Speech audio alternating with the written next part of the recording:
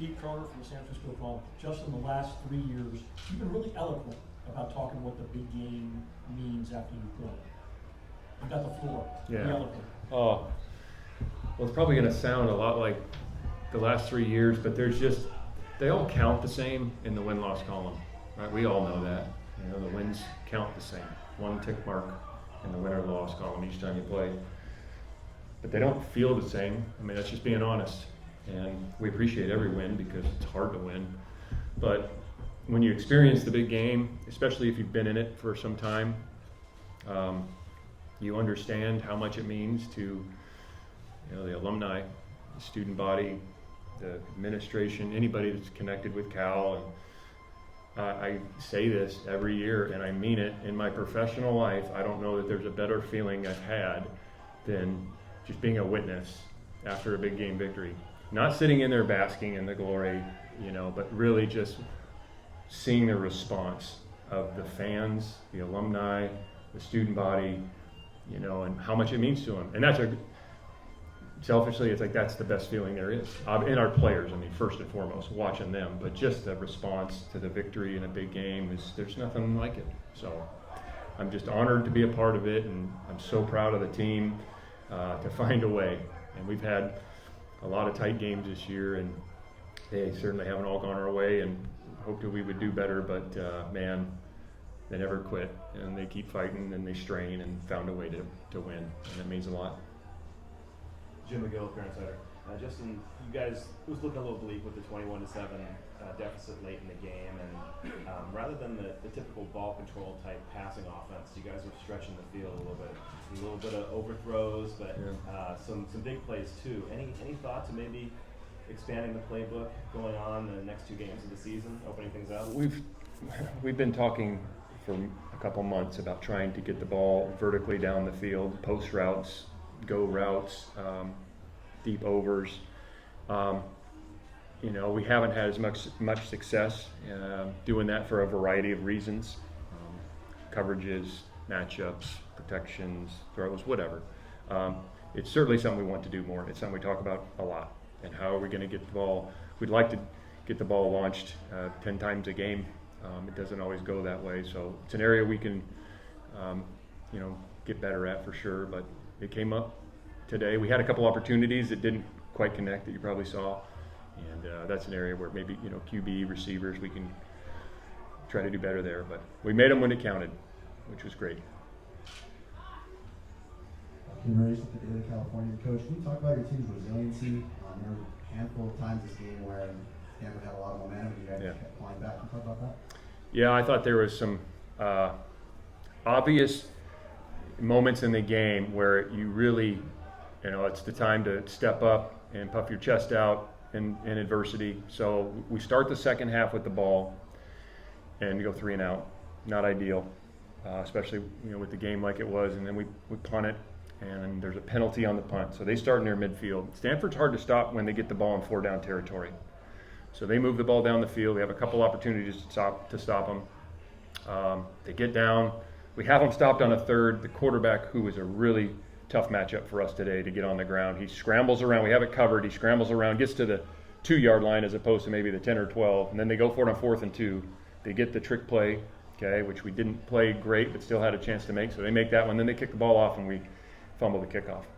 So that swing right there, 3 and out, punt it. They get some 3rd, 4th down stops, 3rd, 4th down conversions. 4th and 2, they connect. Then they kick it off, and we fumble. Like, there's a time where small people and weak people could find a way out. It's like, holy smokes, not our day, not going my way. That's it. A lot of people would do that, quite honestly. But, the defense bowed up and forced a field goal. And then bad snap, no blood. We get the ball back. It doesn't go perfect, but that swing in the game was huge.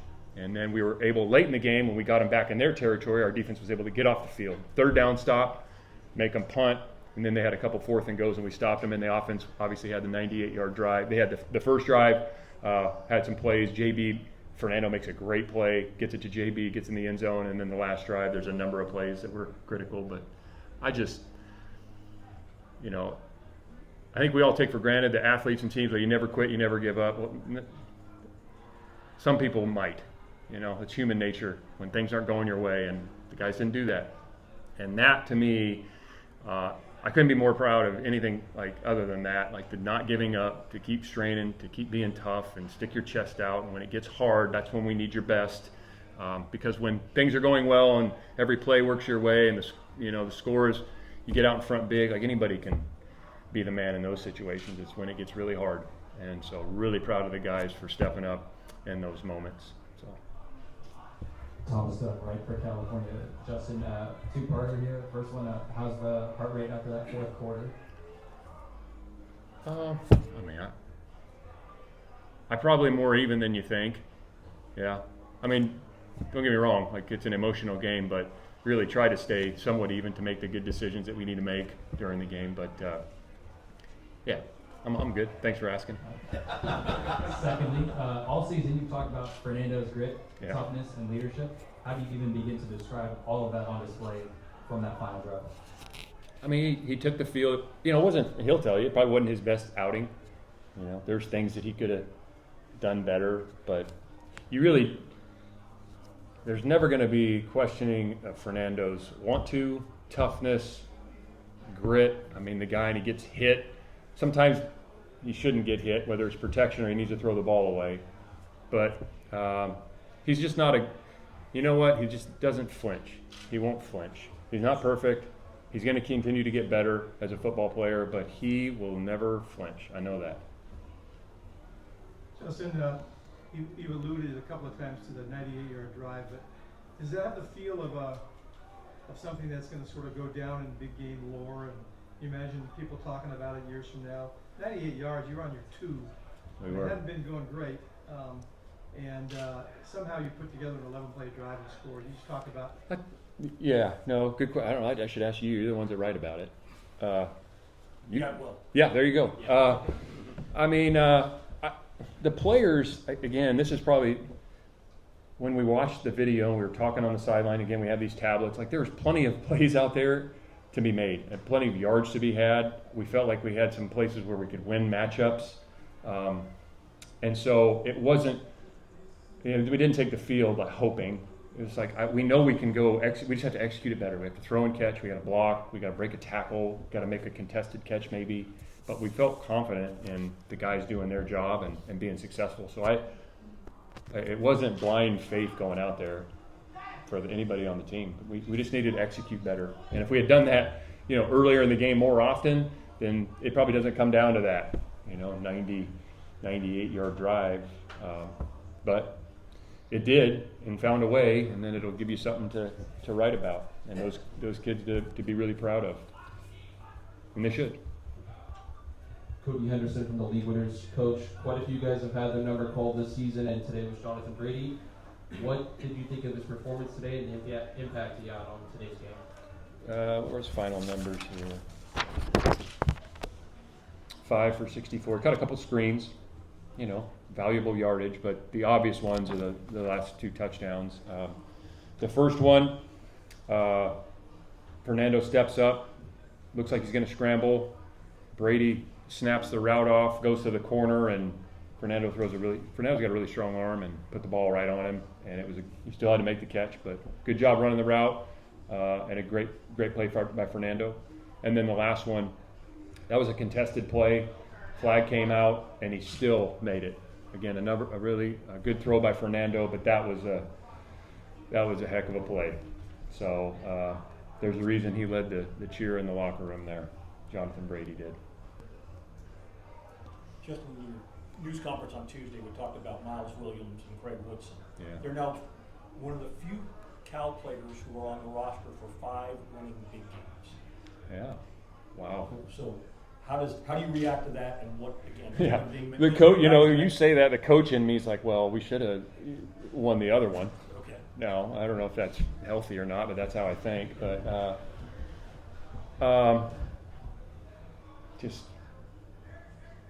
they'll talk about that forever. They'll talk about this game forever. They're going to probably forget about some of those practices we had and those early morning meetings and walkthroughs, but they're going to talk about that forever, and they're going to come back here like so many Cal greats have, and Like you can't put a price on that stuff, especially in this era with all the movement. We've had guys that moved in here and helped us win the big game. They're going to appreciate it, and they'll appreciate it more with age. You know, it's hard to be here for 6 months and have a true appreciation for what this game means. We try to educate them, and they got a really good feeling after. But those guys being here for that long and having that experience, I mean, you can put a price on that. And I don't want to speak for them. I think a lot of those guys, man, I could sit up there and talk forever about them. But, you know, in this era of guys moving and all that, to say you played in that many big games, rivalry games, and had success, like that's pretty cool. David Harris, Football Images.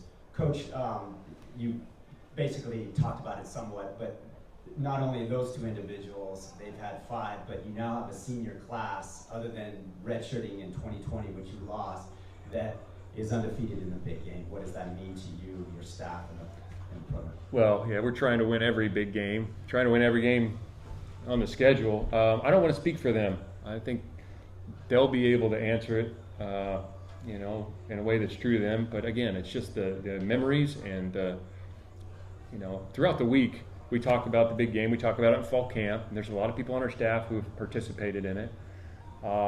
There's a lot of notable alumni who have either sent video messages in or visit us at practice, whether it's during preseason camp or this week. And it's different. And for those guys to have that success throughout those years, makes me feel, really, really good for them, proud of them, and something, again, that they'll hold on to. And this game's about memories. There's a guy who visited and talked to the team yesterday, really good quarterback, probably the best quarterback, and that's what he talked about. Because the last time a class went through without losing the axe, you were on staff, if I'm not mistaken. Or at least for part of it. Part of it, yeah. And that was the start of it, and talking to the team about what that win can mean and how that can catapult the team forward and what that can do for, obviously, the morale of the community and the Cal football community. It's just there's nothing like that. There's no way to substitute that energy and morale other than winning the big game. Just wanted to ask you a little bit more about the 2004 guys back here, 10-2, 7th ranked. You coached a lot of those guys, and what kind of input did they give beyond talking about the implications of a big game win before or after the game? Were the interactions with the players real positive? Yeah, absolutely. And I don't like what's said in the team meeting is said in the team meeting, and that's not necessarily for everybody, but there's a lot of, that 2004, I want to say it was like 80 or 90 guys that were able to come back. And, the 2003 team was sitting at 5-5, going to the big game, won the big game, and we went to a bowl game against Virginia Tech. And that next year, we were really good. And so a lot of those players were back, and it's pretty awesome because those memories we're talking about, that's what they're sitting up there enjoying with each other. They're talking about the games and the locker room and the things that maybe it's the teammate things and the sacred locker room discussions and those type of things. And for them to be able to come back and talk about that, they express that to our guys, and just how special that is. It's hard when you're in it to know how much it really means, and then you get a little distance from it, and you have some different feelings about it. And so all those 2004 guys that were around just talked about that. Obviously the importance of the big game, but just the teammates and how much it means to be a part of something. All right, we got 2 more questions right here in the front. Just almost with the David California, which you talked about at length, the rich tradition of the big game, but specifically playing at Memorial Stadium in a sold-out crowd this year. I mean, compared to Palo Alto, what does it mean to play in Berkeley? It's the best. I mean, there's just nothing like that. There isn't. I wish you could bottle it and hold on to it, and once in a while crack it open and feel it. But that's what makes it so special, because you don't get it every day. and you have to earn it throughout the year, and when it's your opportunity to play at home and do that in front of a home crowd, it's just, that's the drug of football and the game and the competition, and you cannot buy it. You can't find it when you're gone, even if you play in the NFL. College football and the rivalry games and the camaraderie of teams, even with new players, there's nothing like it. And when it's gone, it's gone. You only got so many opportunities. But no matter how successful you are in business or life, there's nothing like that feeling. And that's what makes it so special. And honestly, that's probably the closest thing we can do. Is probably why I coach. It's like to get as close to that as possible. But there's nothing like being a player and living those moments.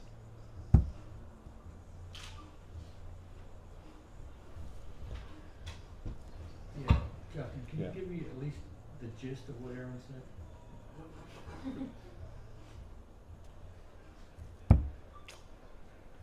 He was just talked about his experience here, how meaningful it was, how proud he is, and the team. Yeah, and when it comes from a guy like that, I mean, I was here when he was here, and it was such a special time. And again, that 2003, we went and got bowl eligible, went to the Insight Bowl in that 2004 team, and he was our leader and phenomenal teammate. And again, once in a lifetime talent, but to have him standing here and talk to the team was meaningful. Him walking in the room, like, that was pretty special for our players, everybody, special for everybody. So we would really appreciate him. He's a busy guy, got a lot of demands on his time, and for him to come out here and talk to our team and players and be engaged like that, it's like, that's really special. One last question with Jeff. Justin, we've talked about the meaning of the big game, but we haven't talked about the fact that you're now officially bowl eligible. Yeah. Can you just talk about what that means for the program and for your guys? Yeah. Well, winning a bowl game's one of our goals every year. There have been a number of opportunities for us to get to that sixth win throughout the year, and boy, it was tough. There's some very difficult losses in there, and there was frustration throughout, living through some of those losses, but never hopeless, and so there's a difference in that. Frustrated, expecting a little more, so you win those games, but not hopeless. And so the guys kept practicing and playing and competing and fighting. And when your best players carry the torch and how they prepare, the Craig Woodsons of the world, and Jack and Fernando and those guys, and when they carry the torch and what it means to prepare and compete, then you're always going to have a chance. And so it means a lot. It's practice, it's development, it's a chance for more wins, and it's one of the goals we set at the beginning of the year. So proud of them for accomplishing, the bowl berth, but now it'll be finishing the regular season and then winning a bowl game. All right, thanks, Coach. All right, thank you. Go Bears.